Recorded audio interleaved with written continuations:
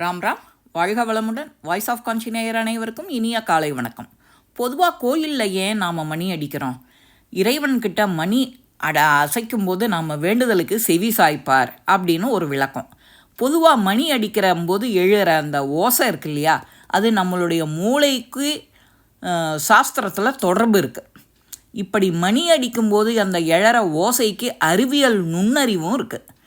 ஆகம விதிகளின்படியோ வெண்கல மணியில் இருந்து எழுப்புற அந்த ஓசைக்கு எதிர்மறை சக்திகளை விரட்டுறது மனசுக்கும் உடலுக்கும் நேர்மறை சக்தியை அதிகரிக்க வல்லமை உண்டு.